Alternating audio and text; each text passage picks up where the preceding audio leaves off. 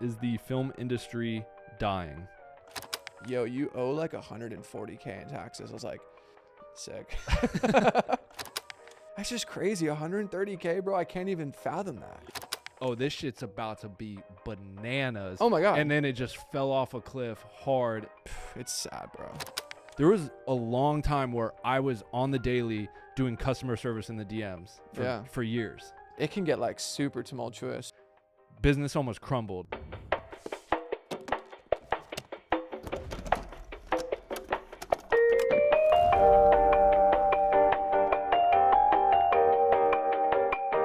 All right, today we got a Q&A. Yesterday we asked on Instagram, kind of like, hey, podcast is coming back, ask us anything. AMA posted a question kind of thing to the Instagram, and y'all asked a bunch of different questions. So literally today is going to be a bunch of questions from you guys. We'll throw the questions up on screen and we'll answer them to the best of our abilities. Should I kick it off? Question? All right. Question number 1 is from Film Cool Shit. What are 3 of your biggest regrets in growing your businesses? I think the first one for me, and this might be different for you, or maybe we agree on some of these, I think would be just shiny object syndrome, where you essentially kind of, I remember there's a book, I'm blanking on the author's name, it's called The Dip. I think it's Seth Godin. And it basically says when you start anything, any creative endeavor, job, maybe a new pursuit, there's sort of this little this peak. And then there's a moment in that peak where you actually go down. Like there's a valley you have to kind of go through. And most people give up in that valley because they were like, dude, it was so good just a moment ago when we were bootstrapping, buying the domain name, building the site. Well, anytime you're starting anything fun, like new, it's fun, right? And then you kind of get into it and it's like, we as humans naturally, I think, get a little like bored, or it's like, oh, what's next? Kind of thing. So continue. Sorry. No, for sure. No, but so I think the shiny object syndrome comes when you're in that dip, hypothetical dip, where you're like, okay, let me just go start something else because it was fun when I was bootstrapping again. So I think maybe like lost, like losing a little focus, or like trying to do a bunch of different things, you know? Right. So, to go past that. So 3 of your biggest business regrets. I think one of the biggest things that stands out to me is they will remain nameless, but we brought on an agency to handle a lot of our like paid media marketing.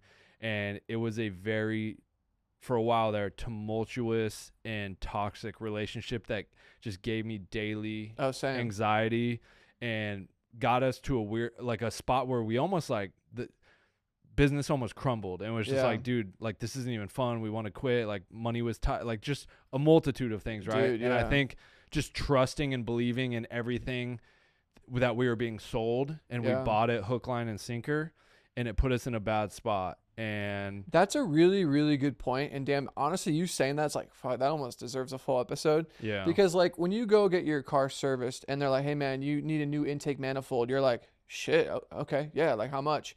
You just are trusting that expert to tell you, like we put too much faith in the knowledge you're being delivered. So when they're saying one thing like, oh, hey, like it's this and that, it's like, okay, yeah, like we trust you, until we didn't trust them. And then, oh my God, dude, obviously when you're in a relationship with someone who is heavily involved in the revenue that your business is making, like marketing, it can get like super tumultuous. So yeah, that's a really good point, honestly, you know?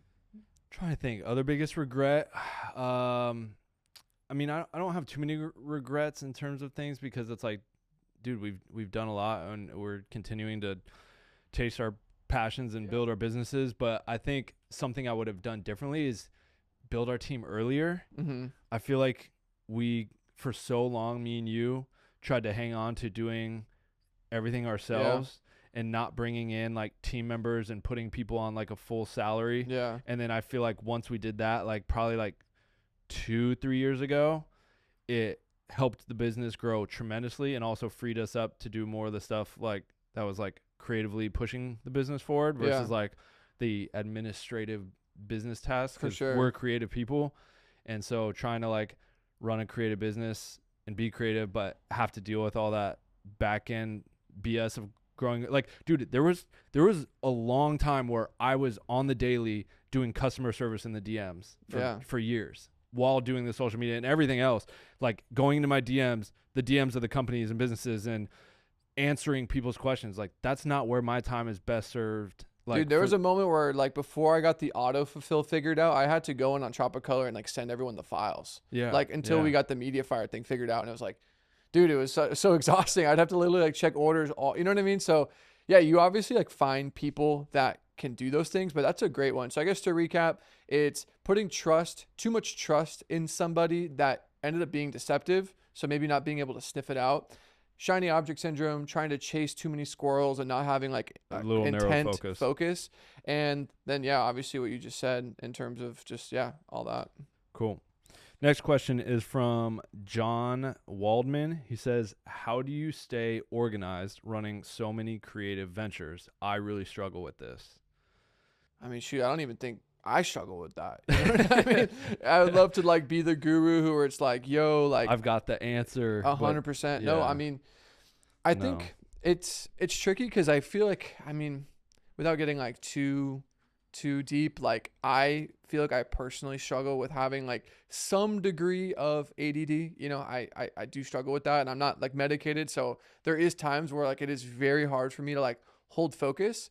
And I think like the cool thing about having different businesses from Peerspace to Studios, Prism, Tropic, is it allows me to shift my focus in different spots. I think the part that I personally struggle with is sometimes a little issue will happen with barracks and I'll have to run down here, and then dude, there goes my whole day. And it's like, so sometimes like it's really, and then yeah, I'm sure you experience it too, where it's like, oh shoot, I gotta go run home, help Chanel with the kids. It's like, I don't know if you like at that moment when you get home are like fully switched off, or it's like, okay, shoot, I need to still get this done. Like getting back into certain rhythms once you've like switched your set and setting and like are doing different things. It's really difficult for me personally, you know? No, I feel like I have a really good like recipe and daily routine on how to like just tackle the day. I think just where I struggle with is because we do so many different things. I have so many different ideas for all of the different ventures, and it's impossible to tackle them all. And then I get really down on myself when I feel like I didn't have a productive day, like because I didn't get all those things done, which is naturally an impossible thing to do. Like there's no way I could do all of those things, achieve all those things, knock every one of those things off the checklist, and then I'll kind of like maybe feel like I was like, damn, I wasn't that productive. But maybe I did have a kind of productive day, but in my own head, just because of everything I wanted to do and all the ideas I have, like I just feel like like maybe not as like accomplished of a day as, I don't know. Does that make sense? No, like, for sure. So I'll be hard on myself and down on myself sure. in that way. And maybe Chanel will maybe even be like, oh, what's wrong? Like you kind of off today. And it's like, you know, that would be why.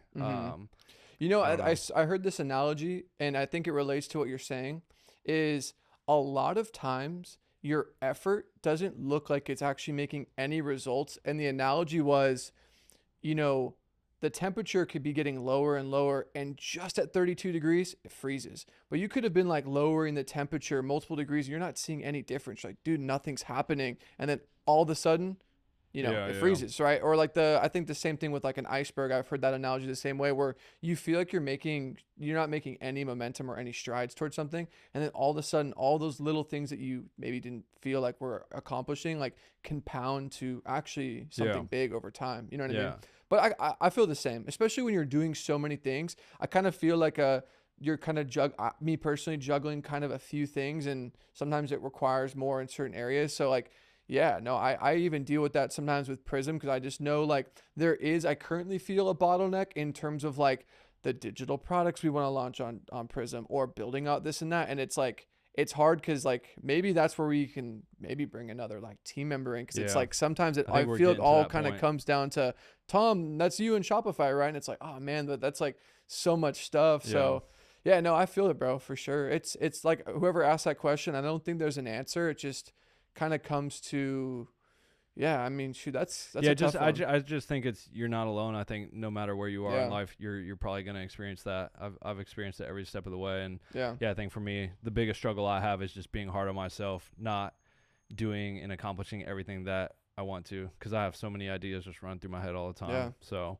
I think it's just learning to like, be easy on yourself and just, stay consistent. For sure. And just keep making a little bit of progress day by day. But like, for me, not just being so hard on yourself. So I think going off of that, Matthew Farias Media, sorry, I think I said that right. How have you evaluated and reflected on the products you've made that don't do well? So, like, I guess we'll just say in terms of Prism, but the product could be also one of our studios, because we've had a couple studios that or Tropic Color or Tropic, yeah. How have you evaluated and reflected on the products you've made that don't do well? Me personally, when something doesn't do well, I think I overlooked the desire, the need. Like the seed of like all of our businesses, if it's studios, companies, filters, prisms, LUTs, film grain, like what all the things that we sell are kind of like products that like solve a problem or are intended to do a certain thing.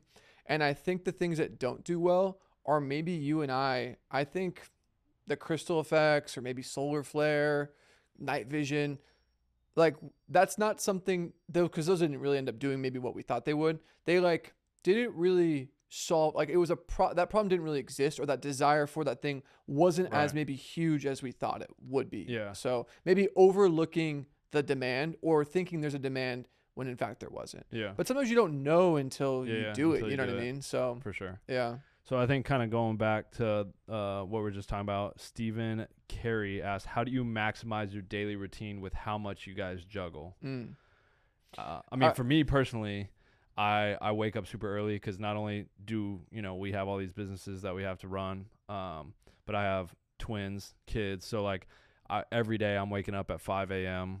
to work out. And then after my workout, I get like an hour of kind of quiet time before kids get up, it's breakfast, hang out with them. And then around like 8:15-ish, like I go down to the Prism warehouse, and that's where most of my work day takes place. But like if I don't get up in those early hours to get that little bit of like one workout, which for me, like when I work out, a lot of like ideas, mental clarity, like it really helps me have what I feel is like a successful and productive day, especially when you can start off the day by like checking off like a hard thing. Like, I think it's super important to challenge yourself. So that right away will always, the days I do work out, or maybe a day I don't work out, like I don't feel as productive. And maybe I even had a really productive work day, but I didn't work out. There's still a part of me that like, I don't know, at least for me, it feels like I'm missing something. So getting that workout in, and then just having like that hour of quiet time where I can also like do the more boring, mundane stuff, like checking and responding to emails, so that my like main work day is not just like checking and responding to emails and whatnot, I think helps me. And then, my core work days then obviously like the social media posts, what things need to be shot or edited. Obviously we talk on the phone countless times throughout the day, different meetings and calls and whatnot. And then around that evening time, I kind of shut it down, and it's hanging out with kids, dinner, bath, bedtime. And then I usually end the day watching a movie on Netflix. No, I love that and whatnot. But I do need to check you, because you did crash in my pad last night, and I was up at 6 a.m. and I didn't see you up. So yeah, I was on vacation. I'm on vacation. Shoot, I was like, yo, where's that 5 a.m. Jake at? Not here. I was like, yo, shoot, where not you here. at? I got kids. I ain't got no office to go to. I ain't got any of that. That's true though. I literally walked out. I was like, Tom, what Dude, are you? I was freaking animating, dog. I was like, what are you doing up? You're like, I know, you know the vibes. And I'm like, no, I don't know the vibes, because you're never up at this hour. Like, what do you? So you think, bro? No, yeah. So I think it's true. One thing I'll add to that, we have very different routines. I think where I get a lot of owl. What's up? You're a night owl. Night owl. I am. I also say, because a lot of times I do need to come down here either to work at my office, which is just down the street, or come to these studios. So I'm in my car 30 minutes from where I live to downtown LA, or 30 minutes from downtown LA back home. And like will find myself like just driving in silence, even though it sounds like a sociopath. Like there's just something about like just driving and the ambient sounds of the cars by you, where like I can kind of let my like mind wander and like come up with ideas and stuff. And something recently, I've never considered myself like a gamer per se, but it is really nice after like a pretty stressful day, after dinner. Yeah, maybe a movie if there's something on, but sometimes I'll just like, turn on the PS5 and just play a little bit. And it literally like lets your mind kind of just like, there's nothing. Dude, the day you text me like, yo, I got a PS5, like what game should I run? You want to run COD? I was like, And here's the thing. I downloaded COD and I was so bad at it that I literally haven't even opened it since. Yeah. What's your game? Right now it's a game called Returnal. And dude, okay, I know this isn't a gaming podcast. The whole game, there's no checkpoints, there's no saves. You have to beat the whole game in one run, and if you die, the game restarts. Dude, I remember when you showed me a video game trailer where you get to play a cat walking around. You were so hype on it, and I was like, "Why do you like?" He's like, "Bro, you're a cat in a post-apocalyptic city." I never ended up copying that game, but dude, the vibes of that game look crazy. You're a cat, dude. You just walk around as a cat, dude, and try not to get caught by like futuristic robots. Like the gameplay in that game looked great. I will say though, before we get back to filmmaking, Last of Us is a great video game. Yeah, but the show, season 2. Did we talk about that for a quick second? Dookie butter. It just got literally renewed for a 3rd season. Like when I watched episode 2 of season 2, I was like, "Oh, this shit's about to be bananas." Oh my god! And then it just fell off a cliff hard. Having played the game too, it's sad, bro. Yeah, it's sad. Yeah, like, unfortunate. For those who literally have watched the show, and I would imagine filmmakers, it's literally like one of the best shows on, or was, I should use past tense. It's just, bro, the writing, I think, really struggled this season, unfortunately. And if you actually play the game, which I say that because it's the source material, it'd be like Harry Potter being different than the guy in the book. Dude, like, the character in the show, Ellie, is this, like, once fucking, spoiler, Joel dies, she goes straight John Wick. Like, she's a savage in the game. In the show, she's like, how does that work? And it's like, dude, that's so dumb. Like, it's just not even, it's not different. You're not even honoring the source material. So interesting. It was frustrating to watch, honestly. But yeah, anyways. Quick one about gear from James DDLIG. Investing in expensive cinema lenses, is it a good idea? I think We've never done it. Yeah, I think I'm the wrong person to ask. Like, literally, when it came to buying the cameras for this pod, we bought like a couple, $600-700 cameras off B&H. And like, I think if you're in a situation where you have a business where you can leverage those lenses in your creative work as a DP, as a rental house, maybe you run like something where you can leverage that as an asset.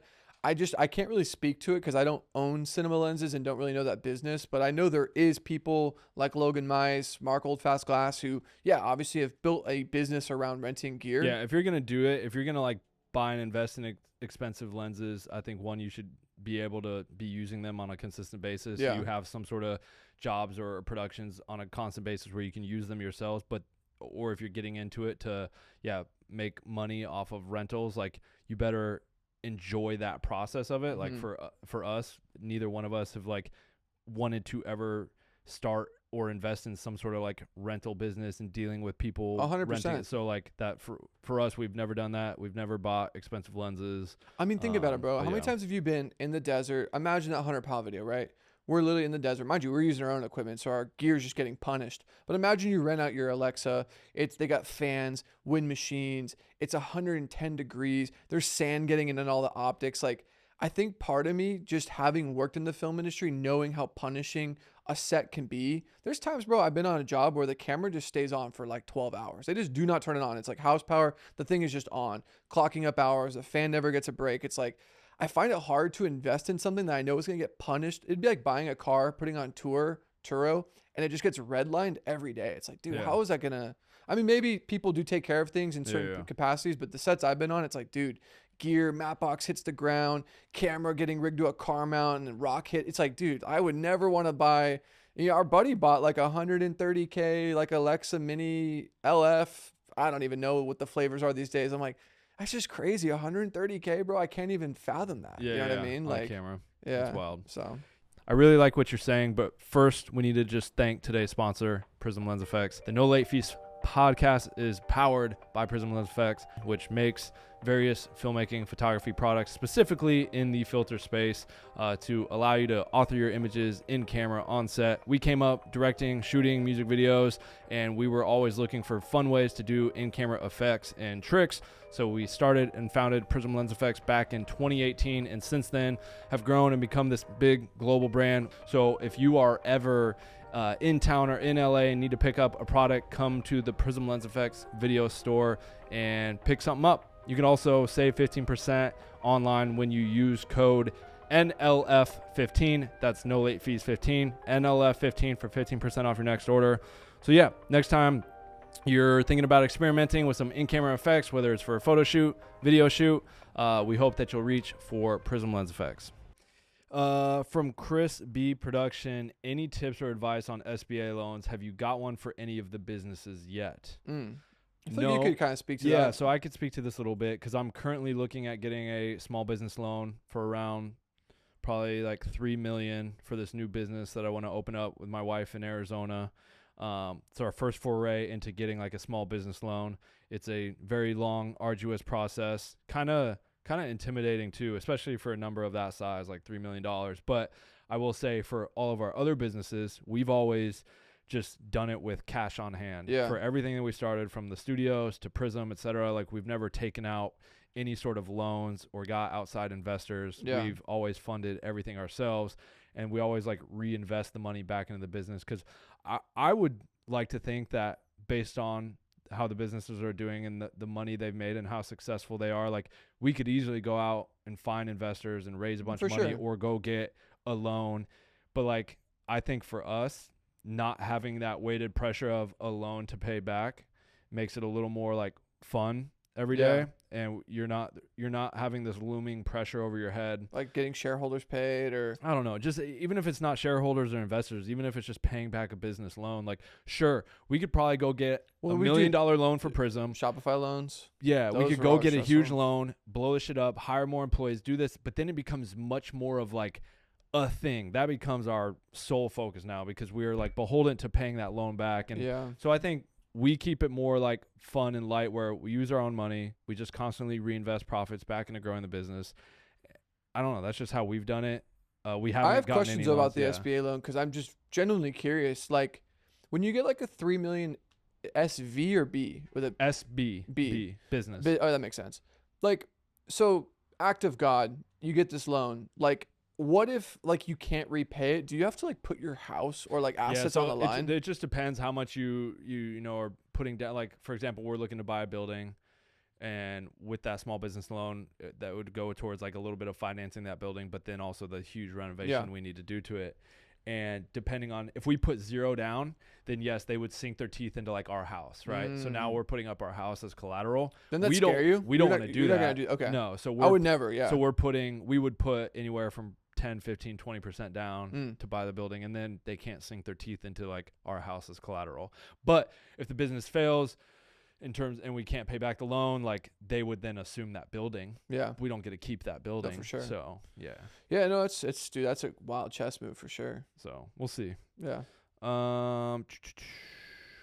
Film Cool Shit asked another question. Is the film industry dying? Just straight up. Is it dying? I mean, that's a loaded question. It's definitely not what it used to be, for sure. It's tricky, right? Because I feel like, and this actually might get like a little cathartic.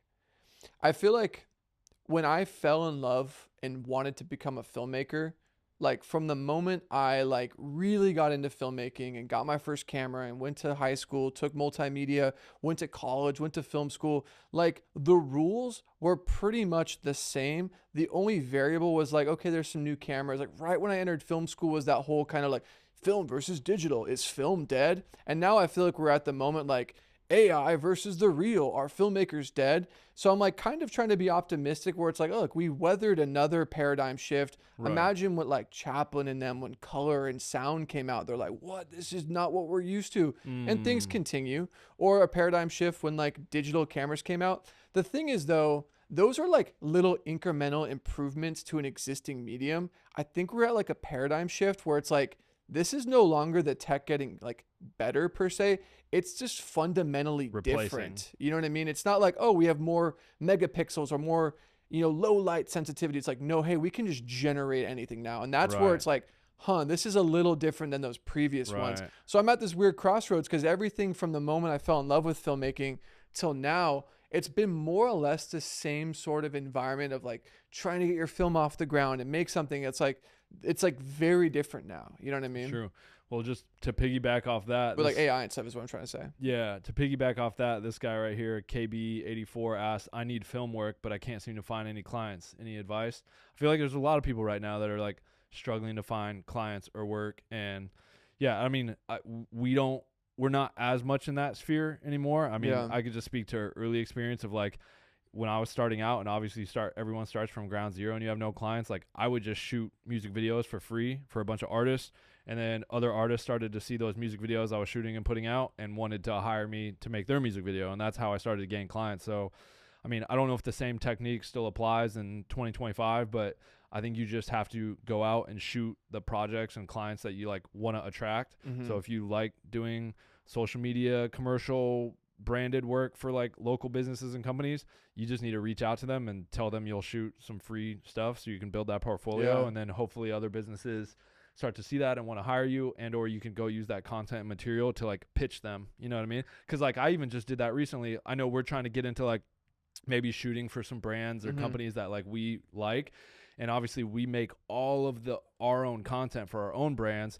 So I was able to take that content that we make for our, you know, ads and social media and whatnot, and I was able to go to those two companies that like we think are cool companies and be like, hey, I can do this for you guys. Here's the numbers. We make all this. And like now I'm having Zoom calls with them about like, hey, when can we do the first round? So yeah, I think you just have to go out and create it. You can't just like sit back and hope they find you. You know what I think would be, and actually this is a question for you piggybacked off of that, and maybe it'll help this person who asked this question come to some sort of like resolve is, and I have a different answer, or maybe it's the same. I'll just ask you, do you think in 2025, as a filmmaker, someone offering their skills as a creative service that they can bill, is it better to be a specialist? You're like the best at what you do, if that's an FPV drone person, a Steadicam operator, a content creator, or a generalist where it's like you offer a large menu of things. And which one do you think is better in 2025? In 2025, I think it depends where you're at in your career. Yeah. I think if you're early on and you're starting out, it's best to become a specialist. Because for me, coming up, I was the specialist in directing, editing music videos. That was my bread and butter, and that's what ultimately led me to be able to build this career and this following to where all of a sudden it's like, oh, what else do I want to do now?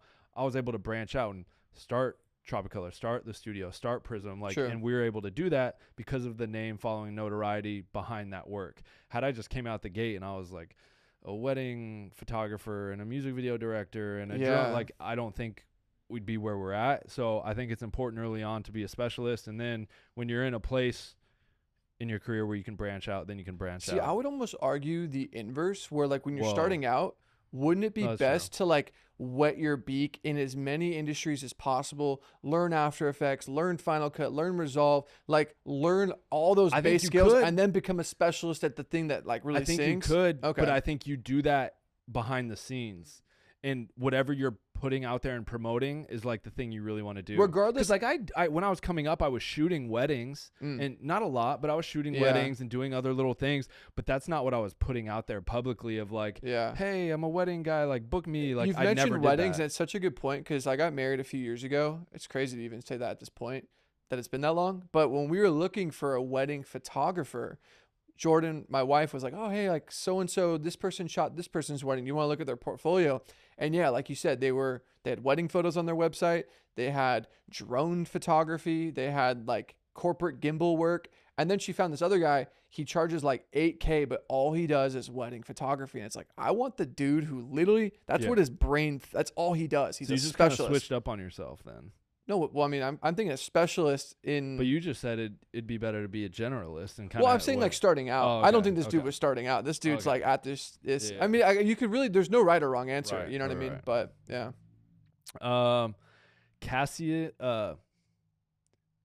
Causing.ruckus asked, anything you can say about your new short film? Spoilers. It's a crazy app, by the way. It is. Causing.ruckus. The thing I will say is it's called Late Fee, and it takes place in this video store. Yeah. Cool. Next question. Next question. This is from Brian Van Geem. Yeah, and sorry if I mess up anyone's name or whatever. What filmmaker's work and style impacted you the most growing up? Well, dude, I feel like there's like two ways to answer this. There's like the big directors that I watched growing up that like made me want to be a filmmaker. And then as I got more into like the pocket of being a filmmaker, there was people who like were in my orbit or maybe like a rung above me that I like admired their work. For me, coming from the Bay Area, like as I really got into music videos, I looked up to Colin Tilley because he's from the Bay. Yeah. I loved all of his videos that he would shoot for like the Pack and just all the things happening in the Bay. I was like, oh, that's like literally what I want to do. And he's at that next tier.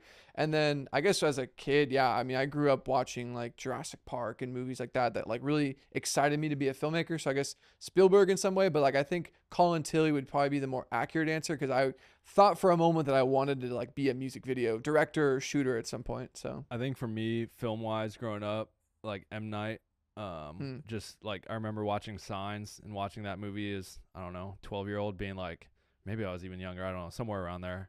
And I was just like, I want to do that. Like, I want to make a movie like that. And I found that That's super cool. Inspiring. And then, funny enough, I think Rex Arrow, he was like a music video. The backpack rap with the backpack rap era, early Mac Miller days on YouTube. I remember watching those going like, I can do that. Dude, and that's the what one I where did. he walks around with the speaker, I think, or not with right, or he literally has a backpack on. He's walking down the street, and it wasn't Rex just literally like handheld. I mean, Rex Arrow was one of the first early, I think, music video directors that kind of popped with like a backpack rapper like and Mac, like around the DSLR. Like I feel like that was when the 5D was like, yo, why is the depth of field so shallow? This is crazy. And so I remember I'd right around that time, I was in high school, early college. Picked up a T2i and started shooting like my first like kind of videos very similar to that, just walking around the town with a couple local rappers. I put out a video, then I met Kyle KID, started shooting his music videos, which then I bought a 5D Mark II, and that kind of led me down that path. But I remember watching those videos going like, oh, I could do that. That's like my way in. That's accessible for me. And so shout out to Rex Arrow. Yeah, there's going to be a lot of people that have no idea who Shout that out is. to Magic Lantern on the Lantern, DSLR. the cracked Magic Lantern. Yeah. Dan Jams asks, if you had to start over again with the knowledge you have now, what would you change and why? Dang, I wonder who that guy is because that's a really good question. Standing over there right now. Differently is interesting. Because even the mistakes, as cliche as it sound, I feel like have informed a lot of the things that I feel like I'm doing right now. So, yeah, I don't know. But I guess if I could avoid some of that pain or just waste, I think my biggest pet peeve is I hate wasting time. Yeah. When I lose time to Premiere crashing or just doing something that we ends up scrapping, it like honestly, it's like fuck. I think the easy answer is like obviously knowing the businesses and ventures or whatever that we've tried to tackle on that failed. I just would not try and tackle those. Yeah. That's the easy answer. No, like, for sure. I would not pursue those, obviously knowing that they didn't work. Yeah. So I once posted on Threads like adapt or die, basically, like, if you're not able to adapt. So this guy, Austin Layseter asked, what do you think adapt or die, or why do you think adapt or die applies to art? That's a good question. And I don't know if I necessarily meant it as it applies to art. I think I just, in general, I don't think if you're adapting with the times, you look at it constantly through businesses, look at Blockbuster, right? They didn't adapt to the changing landscape I think business, of movies. you and do have to adapt or die because it really is. Right. There's two instances, and it's ironic that we're in a Blockbuster because at one moment Netflix did offer, or no, Blockbuster I think had the opportunity to buy Netflix and like, no, that'll never catch on. Right. And then the other one is like Sports Illustrated. They looked at ESPN and like, no one's gonna watch sports 24/7. And I mean, like look what happened, right? In business, I think you do need to factor that in. I think in art though, it's a little different because you do have artists who probably work within a certain medium and stay within that pocket like for a while, you know what I mean? And maybe like the tools change, but yeah, I don't know. Like what are your thoughts on that? You know what I mean? No, I mean I kind of what I feel like in terms of art, I don't necessarily like, I think art is changing if you don't adapt, like for all the filmmakers that shot on film that like never wanted to switch to digital. It's like we've moved into such a digital age and era.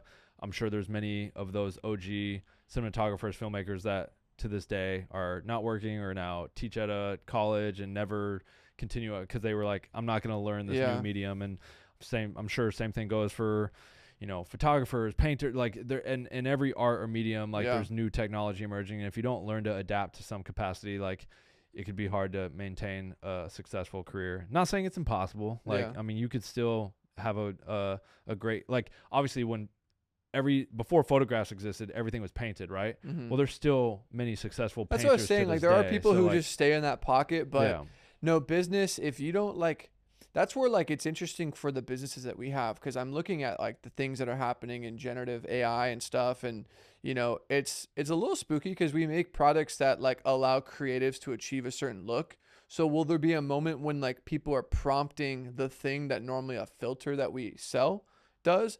And even if that is the case, the thing that gives me solace is, and I know this maybe isn't the same thing from Adapt or Die, this is me just almost like therapy talking through my business, is I do think in the same way that people, myself included, choose and enjoy shooting on film, though it's expensive to buy the rolls and scan it, even though there's technology like these digital cameras that make it way easier, people still seek out certain mediums and certain ways to create, even if it is air quote obsolete, because they prefer it. So even if I can prompt add a softening filter to this image and I drag that image into ChatGPT, that doesn't sound fun. Maybe I prefer, you know what I mean? I guess I'm only mentioning AI because I feel like at this moment in time, it's creeping into so many of the ways we think as creatives. And we're at, like I said, this interesting crossroads where like we have to adapt and maybe learn these tools or don't. And, you know, I feel like I sometimes see on your threads like, oh, you know, the people who huff and puff about AI, oh, I can't believe you posted that, blah, blah, blah. It's like those people who don't acknowledge the genie's out of the bottle, the toothpaste out of the tube. It's literally going to happen. So I think it's just on you to either, like at least understand how, because my perspective on it, the way I at least like to use it is if I'm shooting this video, maybe I want to make this clip like 9:16 for a reel. I think AI is great. I can literally generative fill the top of this. I don't think I'm displacing any artist by making there more headroom above my head. Right. Or, you know what I mean? Like stuff like that. Like I think it's like the same way in Photoshop. I can get rid of some dust that was on the lens, or like it's more like I'm using it like corrective. Where I think for me, I struggle with is like if this podcast was synthesized and written by like AI, like that's where I'd be like, I don't know if I'm interested in that. You know what I mean? And what are your thoughts? I concur. That's it. Final. I know we're running long, so I'm trying to wrap it up with one final question before we get too long-winded here. For sure. Sorry for not. It just ended up being a rant, and then like, nice. Bet. Final question here. I think to wrap this one up, just since we're in the Prism Lens FX video store, when starting a company like Prism, e-com in parentheses, what's the equipment you'd recommend? So obviously, like, we're now a company that is global in terms of we have customers and we service the globe. We've got, you know, people all over the world that use our products. We're sitting in our store, which is a far cry from the little 200 square foot shed we rented down the street 7 years ago now. What was like, I guess we could just say how we started and what we started with. I mean, you could speak to that maybe. I mean, e-com really now, especially if you're like, you know, trying to just be lean and just do digital products, selling like templates, Canva things, LUTs, presets, you just need a computer, and you can do a lot with a computer. If you're doing like a physical business, it really depends. Like for us, we needed, I guess this is very niche to us, but I do think it applies to a lot of businesses, is like business supplies. Like for us to pick and pack and pull and ship out our orders, we use a company called Uline, which Uline literally like ships, has like boxes and bubble wrap and stickers and caution tape and, you know, everything you would need to like run your business. They even have like the Dymo label printers, so you can like print out shipping tickets. So like maybe that would be a good place to start. But it's so dependent, because like if you're on a space too, like we had that space. What do you think? I know you've mentioned the number before, but when we went to launch Prism, got the warehouse, got the physical glass and tools to build them, and then the materials from Uline to ship in the POS system, what do you think the initial all-in investment of Prism was to get that thing off the ground, our first batch of orders? And would that include ordering all the first rounds of the orbs and the triangles and the art? Probably like 25 to 40. 25 to 40. Yeah. So there you go.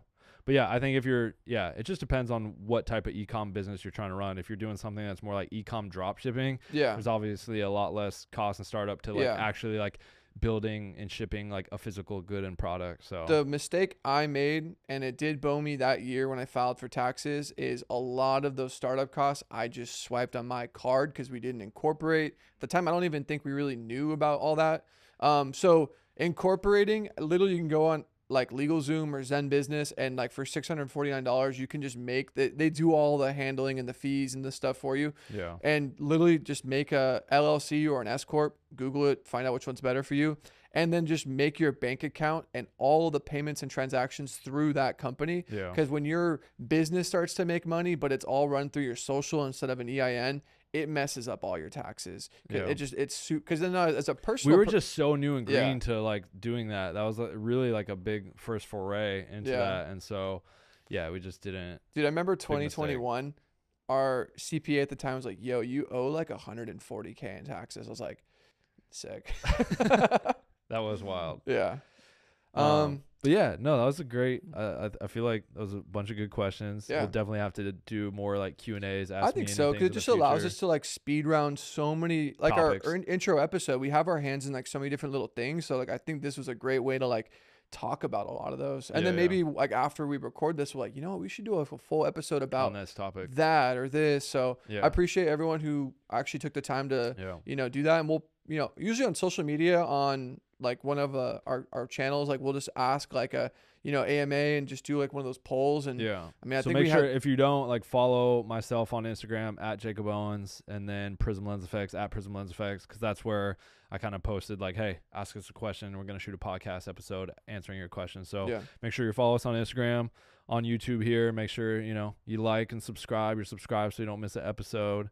And then and the Apple Podcast stuff. Like, I mean, honestly, like we have this on all major podcasts, wherever you listen to them. So I appreciate, those who are listening and subscribing. And thank you for tuning in to No Late Fees. All right, guys. We'll see you on the next one. Peace.